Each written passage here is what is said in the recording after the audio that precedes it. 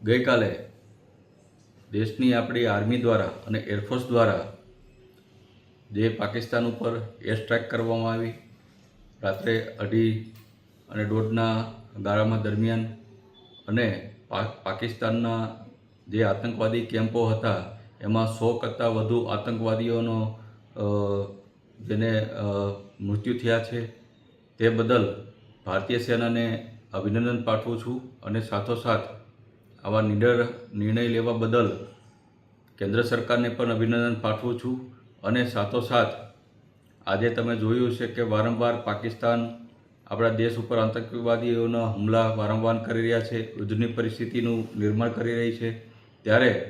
માનનીય મુખ્યમંત્રીશ્રીને મેં એક પત્ર લખ્યો છે અને પ્રધાનમંત્રીને પણ એક પત્ર લખ્યો છે કે જો પાકિસ્તાન દ્વારા યુદ્ધનું નિર્માણ થાય તો પછી આપણી ગુજરાતની જનતા, દેશની જનતાને સુરક્ષિત રાખવા માટે દરેક મહાનગરો, નગરો, તાલુકા મથકે બંકરો બનાવવામાં આવે। બંકરોની ડિઝાઇન પરમાણુ યુદ્ધને ધ્યાનમાં રાખી અને બનાવવામાં આવે અને સાથોસાથ જેવી રીતના ઇઝરાયલની અંદર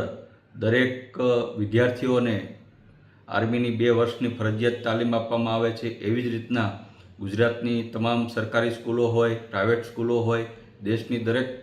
સ્કૂલોમાં ફરજિયાતપણે દરેક વિદ્યાર્થીઓને 2 વર્ષની મિલિટરીની તાલીમ સરકારી ખર્ચે આપવામાં આવે તેવી પણ મેં પત્ર લખી અને માંગ કરી છે। અને સાથોસાથ કેન્દ્ર સરકારને આમ આદમી પાર્ટીનું સંપૂર્ણપણે સમર્થન છે અને જે આ નિર્ણય લીધો આતંકવાદી સફાયાનો તે બદલ પ્રધાનમંત્રીને પણ અભિનંદન આપું છું અને સાથોસાથ દેશના જવાનોને પણ અભિનંદન આપું છું, ભારતીય સેનાને પણ લાખ અભિનંદન પાઠવું છું।